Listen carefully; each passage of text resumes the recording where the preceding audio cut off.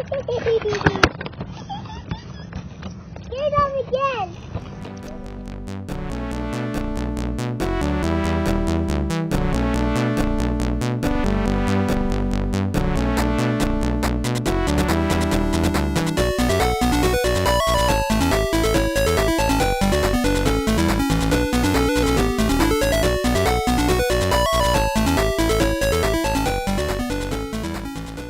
So over on Facebook, I asked you guys to ask me about my top 5 of anything. So for example, you asked about my top 5 songs from the 90s, as well as my top 5 children's books that I actually enjoy reading, and my top 5 video games of all time. And one of you asked me for my top 5 travel destinations.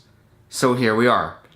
As much as I hate dealing with airport security and the stress of planning and all that, I really do enjoy traveling. And while there is certainly a lot more of the world that I want to see, I like to think that I am reasonably well traveled. So my top 5 travel destinations are places that I have been. So let's get going, starting here from Vancouver and moving from west to east. Number 1. Banff and Jasper National Parks. Banff is about a 10-hour or so drive east of Vancouver. If you're coming in from any other part of the world, it's probably a lot easier if you fly into Calgary, in which Banff is maybe an hour or 2 drive west of Calgary. And what you'll want to do is, you want to spend some time in Banff, take the gondola up the mountain, explore the village, but you'll want to spend much more of your time kind of traveling within Banff National Park and into Jasper National Park. They're all kind of connected, and the highway in between. So you'll see a lot of places to stop along the way for scenic photos. Definitely stop at Emerald Lake as well as at Lake Louise. If you're there during the summer, try to catch the Athabasca Glacier while it's still there. It is receding, but there's a lot of natural beauty there for you to check out, and I highly encourage a visit. Number 2. Tulum, Mexico. I haven't actually been to the town or city of Tulum itself, but the Tulum architectural site is right along the coast with the water. So what you'll find is that you're surrounded by all this ancient Mayan architecture, all of these like ancient ruins, but it's right by the water. So there's a great beach there as well. People actually go there just to hang out at the beach and go swimming in the ocean. But you're surrounded by all this like architectural history. Make sure you go on a tour so you have a little bit more of a background of the area. And what's neat is that there are all these like wild iguanas everywhere. Many of them are missing tails because I think they get into fights, but the tails grow back. And it's definitely a very interesting place to visit, rich with culture and history, and nowhere near as overrun with vendors as you'll find in other archaeological sites in the area like Chichen Itza. 3. Florence, Italy. Several years ago, we decided to take a trip to Europe, starting in Amsterdam, working our way through Paris, Nice, Rome, Venice, as well as Milan.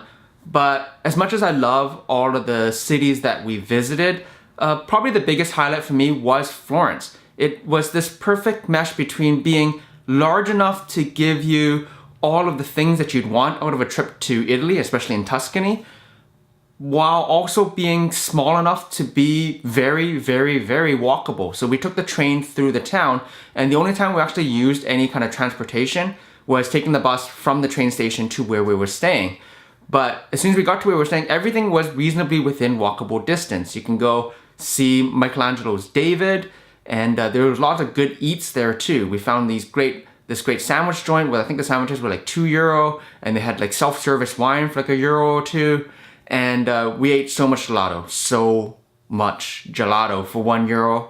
And you really get a sense of, again, the culture and the history of the area, all within walking distance with those iconic red rooftops. It's truly a gorgeous area to visit.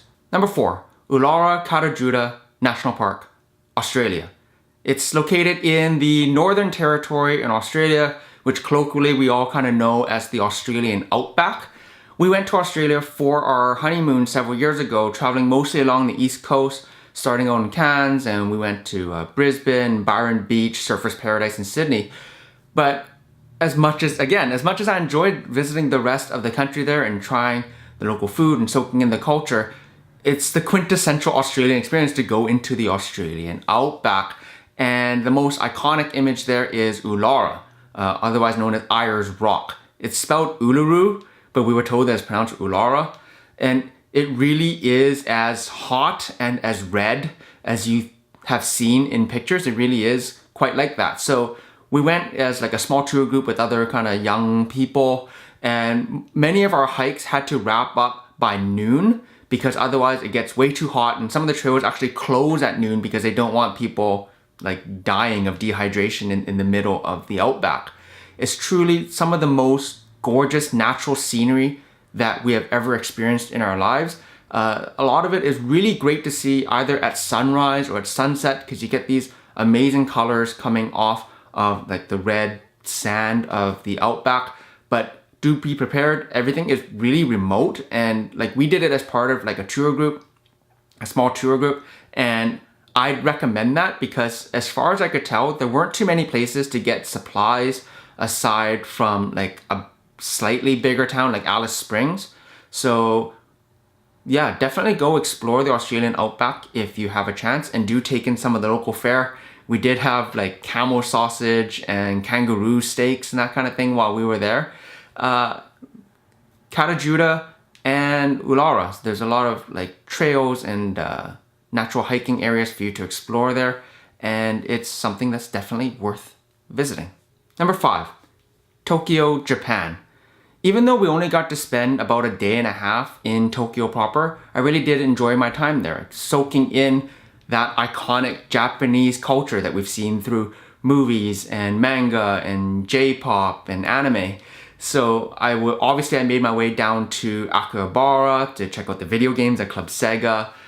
We went to Shinjuku, we went to Harajuku, we went to the old Tsukiji fish market. There's just this great sense of iconic culture in Tokyo, and I really do want to go back to spend some more time there to soak in more of the food, eat more of the ramen and that kind of thing. And it really was a greatly rewarding and richly enlightening experience, especially being able to be exposed to that kind of Japanese culture. So I realize I've done a lot of blabbering about these 5 different places, but I have blogged about all of them as well, and there's some videos of some of them too. So I'll leave key links in the video description below if you want to check that out further. Also in the comments, please let me know what have been some of your favorite travel destinations and why, as well as what are some of the main places on your bucket list. So until next time, thanks so much for watching. Don't forget to like, comment, and subscribe, and I'll catch you in the next one. Peace.